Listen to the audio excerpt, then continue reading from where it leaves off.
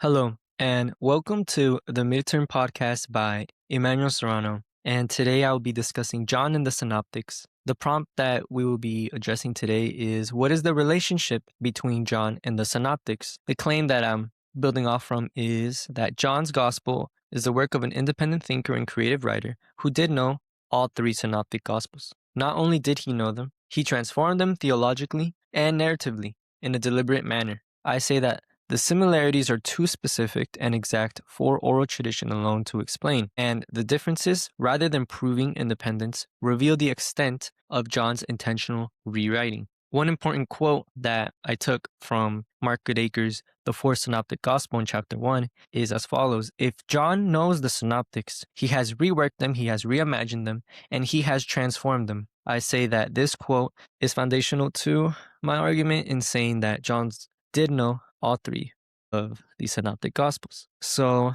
to start out, the structure of this podcast will be introducing the historical arc of the debate of, did John know the Synoptics? Was he dependent on them? Was he independent of them? And then I will talk about my methodology of viewing the Synoptics, how I view the fair hypothesis, and how that played an influence in the way I'm viewing John's Gospel as well. And then I'll talk about evidence for John knowing Mark, Matthew, and Luke. Evidence being verbatim agreements, parallel structure, and then I'll also be talking about the differences as well. Not only the similarities, but the differences and how they can be viewed in a different lens called oppositio in imitando.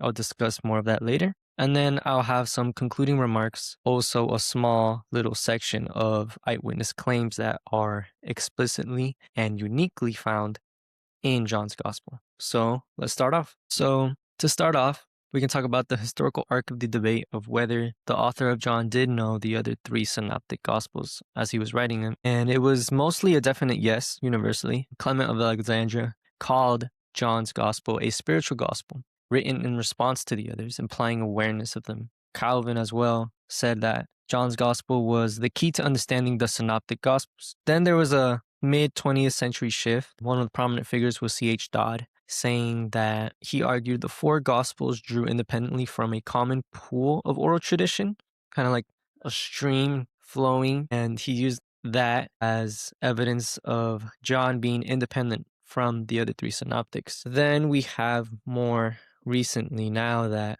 the pendulum swung back, saying that John did know the three synoptics. Professor Mark Goodacre discusses this in his book, The Fourth Synoptic Gospel. James Barker talks about it in Writing and Rewriting the Gospels, and many other scholars as well. One important quote that I liked from Mark Goodacre's NT Pod was that he saw John and the three synoptics as parallel gospels and not just gospels that have parallel traditions. So with that said, what makes the synoptics synoptic? So the three synoptic gospels, Matthew, Mark, and Luke, are called synoptic just because they could be placed side by side. That's what it means to be seen side by side. And you could see the similarities and much of the things that overlap, which is much of their content that parallels. They share a common ministry of Jesus in a similar sequence. That being, it starts off with John the Baptist and then Jesus either being baptized or just being called through heaven.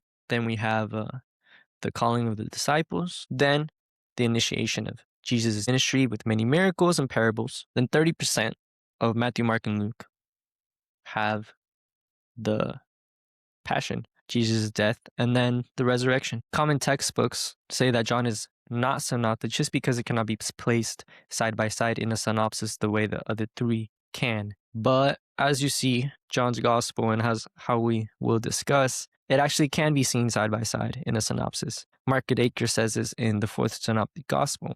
He talks about, and quote, in fact, John frequently can be laid side by side with Matthew, Mark, and Luke in a synopsis. A note to the dating as well. John's Gospel is around 90 to 100 CE, dated around that time, and it's very plausible to say that the writer, author of John's Gospel could have access to them. He most certainly could have. And the question whether or not did he have access to them is not the case. It's whether is there evidence that he knew the Synoptic Gospels in his writings. So to reframe the entire podcast, basically, it's not really how different is John, but are the similarities specific enough to require literary contact. And this is shown in Mark Goodacre's NT Pod, where he says, "It's not the differences that diagnose one's author's knowledge of another's works, but the similarities. Matthew and Luke are both very different from Mark in large stretches, yet we conclude they knew Mark, so we can apply the same standard to John." Paul Anderson discusses the 3-to-1 fallacy, where he, and quote, "If indeed Matthew and Luke built upon Mark, as most scholars rightly believe, the contest is not 3 against 1, with John being the lone gospel out, but John versus Mark." And he discusses this in the riddles of the fourth gospel. So under my analysis of Mark and priority, Matthew and Luke both depend on Mark. So when John differs from all 3 of these synoptics, it is really John differing from one foundational tradition, not the 3 independent witnesses. I'm going to compare John against Mark primarily, but also Matthew and Luke individually to fully answer this prompt. So again, the prompt being, what is John's relationship with the synoptics? I say one is very extensive verbatim agreements. The key principle in this is the specific narrative context, not just free-floating sayings that are diagnostic of literary contact and not oral tradition alone. The first example being the sandal strap saying in the beginning of John's gospel with John the Baptist. In John chapter 1, verse 26-27, John the Baptist says, "You do not know. He is the one who comes after me, the straps of whose sandals I am not worthy to untie." In this passage, 20 of these words are parallel in the other synoptics, and it's distributed in a different manner. Some of these words are shared with all 3 of the synoptics, some with Matthew and Luke only, and some only with Matthew alone, and some with just Luke alone. Mark Goodacre discusses these as, and quote, "Sometimes even the shortest pieces of parallel wording can be diagnostic shards, small pieces of evidence that diagnose literary contact." I argue that oral tradition could produce these consistent, undifferentiated overlaps, the same general saying passed down the same way, but it cannot produce precise differentiated patterns of agreements with different gospels at different points within the same short passage, like the one I just talked about. I don't think the author of John is remembering a tradition or a common saying from John the Baptist. He's reworking, reusing the written text before him. Another key example and very strong evidence for verbatim agreement between John and the synoptics is the anointing of Bethany. Not only is it verbatim agreement, but also parallel structure, that in all 3 synoptics as well as John, this incident takes place in Bethany right before the Passover at a dinner where a woman has a jar of very expensive perfume. She uses it to anoint Jesus, and there is some complaint about the costliness of this perfume, that it could have been sold and used to be given to the poor. Jesus responds to this and says that to leave her and just the poor you will always have with you, but you will not always have me. This is Jesus talking.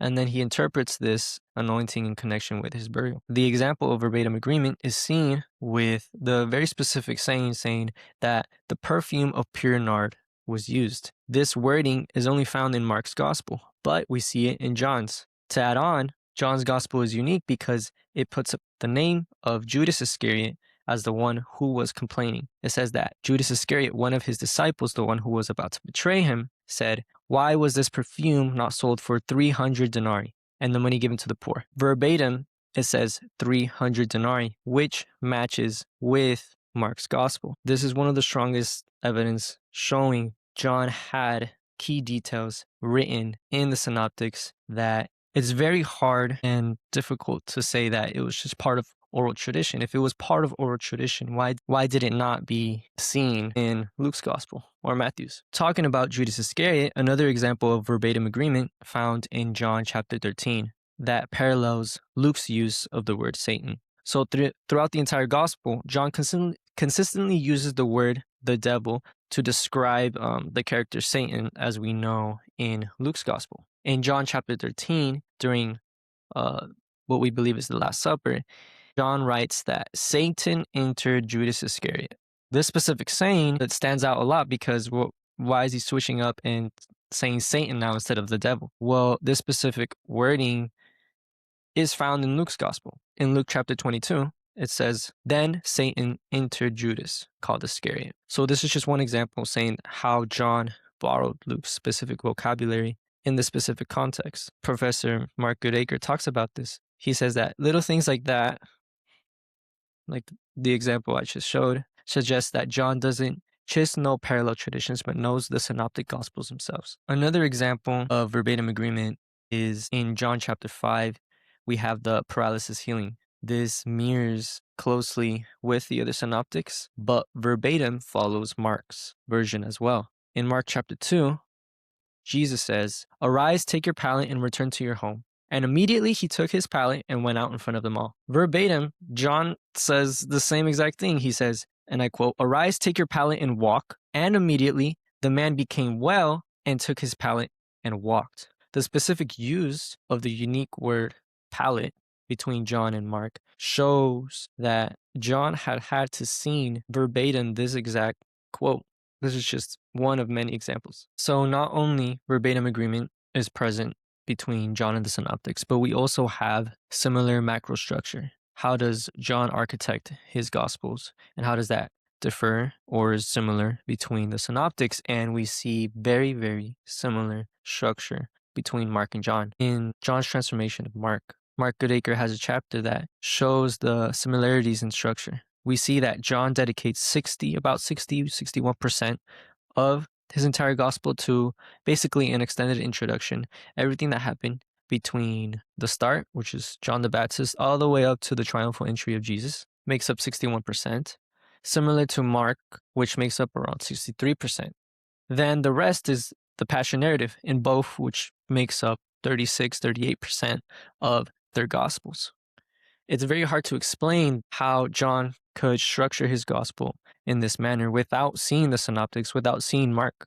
I think this stands and is very great evidence for just overall looking at the structures of the synopsis. To add on, I will add this figure on the screen, and basically it shows all the parallels between John's Gospel and the three synoptics, and this is taken from Mark Goodacre's book, The Fourth Synoptic Gospel. And we can see only 3 of all of these scenarios in bold are different between the Synoptic Gospels and John. It starts with John in the wilderness, John and Jesus' identity, a dove descends on Jesus, the calling of the first disciples. We have John having the cleansing of the temple very early compared to the Synoptic Gospels, and then an officer's son is healed, the feeding of the 5,000, and so on and so forth.